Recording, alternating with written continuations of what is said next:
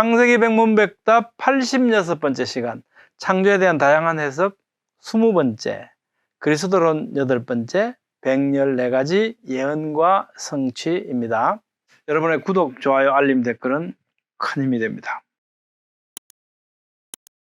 안녕하세요, 김홍석입니다. 오늘은 그리스도에 대한 구약의 114군데 예언 말씀 가운데 71번째부터 80번째까지 살펴보려고 합니다. 이 모든 예언의 말씀을 살펴보고자 하는 것은 이 모든 말씀이 하나님의 말씀이고 성경이 우리에게 말씀하시기 때문입니다. 이사야서 55장 5절, 보라, 내가 알지 못하는 나라를 내가 부를 것이며 너를 알지 못하는 나라가 내게로 달려올 것이다. 이사야서 이 본문 말씀은요, 장차 그리스도께서 이 땅에 오시면 이스라엘이 아닌 자들을 부르셔서 그리스도인이 될 것이라는 사실을 700년 전에 예언하신 말씀입니다. 요한복음 10장 16절, 또 우리의 들지 아니한 다른 양들이 내게 있어 내가 인도하여야 할 터이니. 예수님께서는 그리스도로 오셔서 이스라엘이 아닌 자를 부르실 것이라는 이사야 예언을 성취하고 계심을 말씀하십니다. 로마서는 이렇게 말씀하시죠. 내가 내 백성 아닌 자를 내 백성이라, 사랑하지 아니한 자를 사랑한 자로 부르리라. 너희는 내 백성이 아니라 한 그곳에서 그들이 살아계신 하나님의 아들이라 일컬음을 받으리라 함과 같으니라. 로마서는 그리스도께서 오셔서 이사야 55장 5절 말씀과 호세아 2장 27절 말씀, 1장 10절 말씀을 이 순서대로 기록한 건데요. 이 말씀들이 성취된 것이라고 증거하고 있습니다. 이사야서 59장 20절 21절 말씀, 구속자가 시온에 임하며, 주전 700년경 이사야서는 장차 그리스도께서 시온의 구원자로 오실 것을 예언하셨습니다. 로마서는 이렇게 말씀하시죠. 기록된 바 구원자가 시온에서 오사 야곱에게서 경건하지 않은 것을 돌이키시겠고 내가 그들의 죄를 없이 할 때에 그들에게 이루어질 내 언약이 이것이라 함과 같으니라. 이사야 59장 20절 21절 말씀은 예수님의 초림으로 성취되기 시작했습니다. 이것은 궁극적으로 종말에 그리스도께서 재림하실 때에 완전히 성취될 것입니다. 이사야 60장 1에서 3절, 일어나라 빛을 발하라. 오직 여호와께서 내 위에 임하실 것이며 그의 영광이 내 위에 나타내리니 나라들은 내 빛으로, 왕들은 비치는 내 광명으로 나오리라. 이사야서는 장차 그리스도께서 오시면 시온이 일어나 빛을 발하고 열방이 빛 가운데서 행하게 될 것을 예언했습니다. 이게 무슨 말씀이겠습니까? 하나님의 말씀이 시온으로부터, 이 복음이 시온으로부터 시작해서 만방에 비춰질 것이다. 증거되고 복음이 전파될 것을 우리에게 예언해 주신 것이죠. 누가복음, 시몬이 아기를 안고 이방을 비추는 빛이요 라고 고백했고요. 이 본문은 모세의 법대로, 즉 레위기 12장 2절에서 8절의 정화의식에 따라서 아기 예수님을 모시고 예루살렘에 올라왔을 때 예루살렘에 거주하는 시몬이 성령의 감동으로 성전에 들어가서 아기 예수님을 안고 찬송하는 내용이거든요. 이 찬송이 바로 이사야 60장 1에서 3절 말씀대로 그리스도께서 이방을 비추는 빛으로 오셨음을 증거해서 장차 시온으로부터 복음이 전파되고 저 열방으로 이 빛이 퍼져나갈 것을 예언으로 이어가고 있습니다. 이 말씀의 완전한 성취는요, 그리스도의 재림 때 완성될 것입니다. 이사야 61장 1절 말씀, 여호와께서 내게 기름을 부어사 아름다운 소식을 전하게 하려 하심이라. 장차 그리스도께서 오시면 기름 부음을 받으실 것을 예언한 말씀이죠.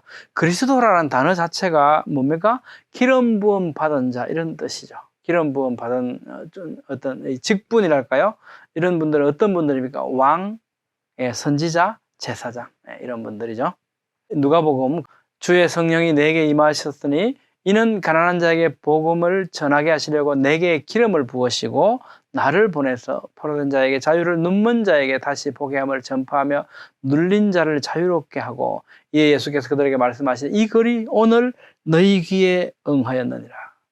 이사야 이 말씀이 너희 귀에 응하였다. 예수님께서 지금 회당에서 이렇게 말씀하시잖아요. 이 말씀이 뭐겠습니까? 바로 이 말씀이 나를 두고 하신 말씀이다라고 하는 것을 어떻게 해요? 예수님께서 직접 증거해 주셨죠. 그래서 우리는 이 말씀이 바로 예수님을 지칭한 예언의 말씀이라는 것을 더욱 확증할 수 있는 거죠. 사도행전 10장 하나님이 나사렛 예수에게 성령과 능력을 기름 붓듯 하였으며 이사야 61장 1절 말씀이 그리스도 예수님께 성취되었음을 사도행전은 또 증거해주고 있습니다. 이사야 61장 1에서 4절 말씀입니다. 여호와께서 내게 기름을 부어사 포로된 자에게 자유를, 갇힌 자에게 노임을 선포하며 예수님께서 이 땅에 오시면 바로 자유를 전하실 것이다 라고 이사야서는 700년 전에 예언해주고 계신 거죠. 누가복음 4장에는요 선지자 이사야의 글을 드리거늘 책을 펴서 이렇게 기록한 데를 찾으시니 곧 주의 성령이 내게 임하였으니 이는 가난한 자에게 복음을 전하게 하시려고 내게 기름을 부으시고 나를 보내서 포로된 자에게 자유를, 눈먼 자에게 다시 보게 함을 전파하며 눌린 자를 자유롭게 하고 주의 은혜의 해를 전파하게 하려 하심이라 하였더라. 이 사역들이 어떻게 예수님의 초림 때 시작되었죠. 이미 시작되었습니다. 이것은 완전한 완성은 재림 때 성취될 것입니다. 구약의 예언은 초림과 재림의 구분이 없이 하나로 보고 말씀하시는 경우가 굉장히 많죠. 그래서 우리는 구약의 예언의 말씀들을 보면 예수님께서 초림 때 이루어질 것과 재림 때 이루어질 것이 한꺼번에 한 문장 속에 들어있는 것을 자주 발견하게 됩니다. 이사야 62장 1에서 4절 말씀, 너는 여호와의 입으로 정하실 새 이름으로 일컬음이 될 것이며 다시는 너를 버림받은 자라 부르지 아니하며 다시는 내 땅을 황무지라 부르지 아니하고 오직 너를 헵시바라 하며 내 땅을 뷸라라 하리니 이는 그리스도의 재림 때 이 천년왕국 때 완성될 것입니다. 사실은 이게 좀 우리가 이해하기가 언뜻 이해하기 쉽지 않죠? 이런 내용들은요 종말론에 가서 천년왕국에서 제가 자세히 설명을 더 드리도록 하겠습니다. 사람들이 너를 일컬어 거룩한 백성이라 여호와께서 구속하신 자라 하겠고 또 너를 일컬어 찾은 바 된 자요 버림받지 아니한 성읍이라 하리라. 그리스도께서 새 이름으로 불리실 것임을 우리에게 말씀하셨지 않습니까? 계시록에서 우리에게 이 말씀을 주시거든요. 귀 있는 자는 성령이 교회들에게 하시는 말씀을 들을지어다. 이기는 그에게는 내가 감추었던 만나를 주고 또 흰 돌을 줄 터인데 그 돌 위에 새 이름을 기록한 것이 있나니 받는 자 밖에는 그 이름을 알 사람이 없느니라. 또 계시록 3장에요. 새 예루살렘의 이름과 나의 새 이름을 그 위에 기록하리라. 여기서 새 이름, 나의 새 이름은요, 예수 그리스도의 새 이름이죠. 종말에 그 이름이 세상을 이긴 그리스도인들에게 기록되어질 것이라고 말씀합니다. 그래서 이사야 이 말씀은요, 결국은 종말 때에 예수님께서 재림하심으로써 완전하게 성취될 것을 이어가고 있습니다. 이사야 63장 1에 3절 말씀에 그는 나이니 공의를 말하는 자요 구원하는 능력을 가진 이니라. 내가 노함으로 말미암아 무리를 밟았고 분함으로 말미암아 짓밟았으므로 그들의 선혈이 내 옷에 튀어 내 의복을 다 더럽혔음이니. 이 말씀 참 어렵죠. 이게 무슨 말씀이신지, 그죠? 이거는요, 에돔에서 오는 이가 누구냐 그러면서 시작했잖아요. 붉은 옷을 입고 보스라에서 오는 이가 누구냐 그러면서 나다 이러면서 이제 이 노함으로 말미암아서 무리를 밟겠고 그들의 선혈이 내 옷에 튈 것이다 이렇게 말씀하시잖아요. 여기서 에돔은 하나님을 대적하는 모든 원수들을 대표하고 있습니다.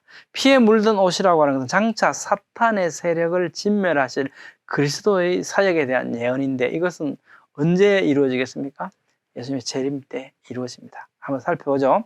계시록 말씀에 또 그가 피 뿌린 옷을 입었는데 그 이름은 하나님의 말씀이라 칭하더라. 하나님의 말씀은 예수님이시잖아요. 그죠? 그리스도시죠? 그가 피 뿌린 옷을 입었다. 예수님께서 재림하셔서 사단의 세력들, 이 불신의 세계를 심판하실 때 그 심판으로 인해서 그 행악자들의 피가 흰 옷에 묻는 이런 모습을 우리에게 연상시켜주는 말씀이죠. 예수께서 종말에 사탄의 세력과 불신 세상을 심판하실 때 백마를 타시고 피 뿌린 붉은 옷을 입은 가운데 친히 맹렬한 진노의 포도주틀을 밟으실 것이다 라고 계시록 19장 11절에서 15절 말씀에 예언해 주고 있습니다. 그러니까 이 이사야서의 말씀은 어떻게 해요? 예수님께서 이 땅에 재림하실 그때까지 남겨져 있는 말씀이죠. 성취가 시작되었고 완전한 성취는 재림 때 이루어진다는 겁니다. 이사야 65장 9절 말씀입니다. 내가 야곱에게서 씨를 내며 유다에게서 나의 산들을 기업으로 얻을 자를 내리니 내가 택한 자가 이를 기업으로 얻을 것이요 나의 종들이 거기에 살 것이라. 하나님께서는 예수님께서 이 땅에 오시기 전에 예수님께서 이 땅에 오시면 그리스도께서 이 땅에 오시면 택하신 자들이 상속받게 될 것이라고 말씀합니다. 이 상속은 결국은 예수님께서 이 땅에 오신 초림 때가 아니고 재림하실 때에 천년왕국에서 완전히 성취될 거거든요. 그래서 이 이사야의 말씀들, 아까 말씀드린 바와 마찬가지로 구약의 예언의 말씀들은 초림과 재림이 하나의 사건처럼 우리에게 비춰질 때가 많습니다. 우리는 신약 시대를 거침으로써 우리 이것을 구분하게 됐죠. 로마서 11장 그런즉 이와 같이 지금도 은혜로 택하심을 따라 남은 자가 있느니라. 11장 7절 그런즉 어떠하냐 이스라엘이 구하는 것을 얻지 못하고 오직 택하심을 입은 자가 얻었고 그 남은 자들은 우둔하여 졌느니라. 로마서는요 이사야 65장 9절 말씀대로 오직 은혜로 택하심을 입은 자들이 그리스도의 복음을 통한 구원을 얻게 되었다고 기록하고 있고 또 동시에 이 택하신 자들이 완전하게 이 땅을 상속받게 되는 것은 그리스도의 재림 때라고 하는 것으로 이 예언의 말씀을 이어가고 있습니다. 이사야 65장 17절 25절 보라 내가 새 하늘과 새 땅을 창조하나니 보라 내가 예루살렘을 즐거운 성으로 창조하며 그 백성을 기쁨으로 삼고 내가 예루살렘을 즐거워하며 때가 어떤 때냐 하면 그저 나의 백성을 기뻐하리니 우는 소리와 부르짖는 소리가 그 가운데 다시는 들리지 아니할 것이며 이게 지금 완전히 천국 같죠? 거기는 날수가 많지 못하여 죽는 어린아이와 수완이 차지 못한 노인이 다시는 없을 것이라. 곧 100세에 죽는 자를 젊은이라 하겠고 100세가 못되어 죽는 자는 저주받은 자이리라. 근데 천국은 아니라는 걸 우리가 알 수 있죠. 수명이 굉장히 길어지고 굉장히 살기 좋은 이 어떤 이 시대가 오는데 아직도 죽음이 있으니까 완전한 천국은 아닌 거죠.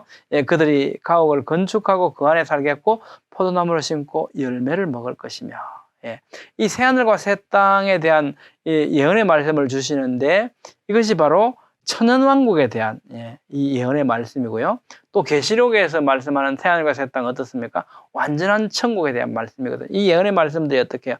이 과거 속에서 지금으로 볼 때 그 과거에서 아직도 다가오지 않은 우리가 지금으로 볼 때 먼 미래에 대해서 말씀하고 계시면서 그 미래에 있는 일들이 어떻게 해요? 겹쳐져 있다. 우리는 이렇게 이해할 수 있겠습니다.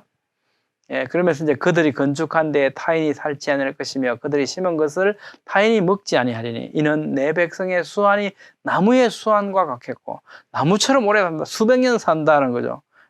내가 택한 자가 그 손으로 일한 것을 길이 누릴 것이며 그들의 수고가 헛되지 않겠고 그들이 생산한 것이 재난을 당하지 아니하리니 이리와 어린 양이 함께 먹을 것이며 사자가 소처럼 짚을 먹을 것이며 뱀은 흙을 양식으로 삼을 것이니 나의 성산에는 해함도 없겠고 상함도 없으리라 여호와께서 말씀하시니라. 이 말씀은 그리스도께서 재림하실 때에 천년왕국에서 이루어질 텐데요.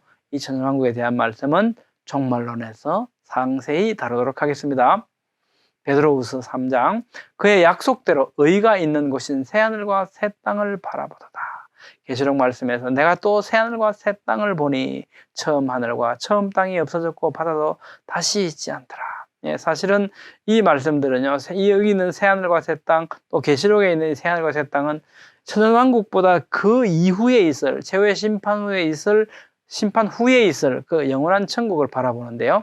이사야서의 이 예언의 말씀은 그 완전한 천국으로 가기 전에 과도기적인 어떤 시대를 말씀하고 있는 것 같죠. 여기서 크게 본다면 새하늘과 새 땅은 종말에 그리스도께서 재림하실 때 이루어질 것이라고 할 수 있지만 세부적으로 말한다면 이사야 65장 17절로 25절의 새하늘과 새 땅은 베드로후서 3장 13절 또 계시록 21장 1절의 새하늘과 새 땅과는 다르다고 할 수 있다. 그 시작이라고 할 수 있다. 과도기적인 상태라고 말씀드렸죠. 그 이유는 아직도 이 시대에는 죽음이 존재하고 있기 때문이죠. 종말론에서 자세히 살피겠습니다. 예레미야 23장입니다. 한 의로운 가지를 일으킬 것이다. 그러니까 예수님께서 이 땅에 오시면 그는 어떻게 해요? 한 의로운 가지로 오실 것이라는 거죠. 예레미야서는 주전 약 600년경에 장차 그리스도께서 이 땅에 오셔서 우리의 의가 되실 것을 예언하셨습니다. 그의 이름은 여호와 우리의 공의라 일컬음을 받으리라. 고린도전서는요, 예수는 하나님으로부터 나와서 우리에게 지혜와 의로움과 거룩함과 구원함이 되셨다고 말씀하고 있습니다. 빌립보서 3장 9절은요, 오직 그리스도를 믿음으로 말미암은 것이다. 이것이 바로 하나님께로부터 난 의이다. 그렇죠. 예수님께서 오셔서 예수님 자체가 의이시면서 어떻게 해요? 예수님을 믿는 우리 성도들이 그 믿음으로 말미암아서 의인이 된 거죠. 칭의, 의롭다 하심을 입게 된 거지 않습니까? 그래서 우리는 행위가 아니라 그리스도를 믿음으로 말미암아 의롭다 하심을 얻게 되었습니다.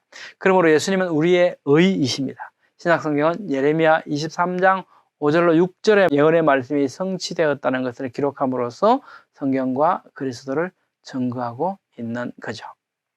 여러분의 생각은 어떻습니까? 오늘은 그리스도에 대한 114군데 예언 말씀 가운데 10가지 예언과 성취를 살펴봤습니다. 이러한 예언들의 성취는 그 진리성을, 성경의 진리성을 입증하는 동시에 바로 우리 주 예수 그리스도에 대한 강력한 증거이죠.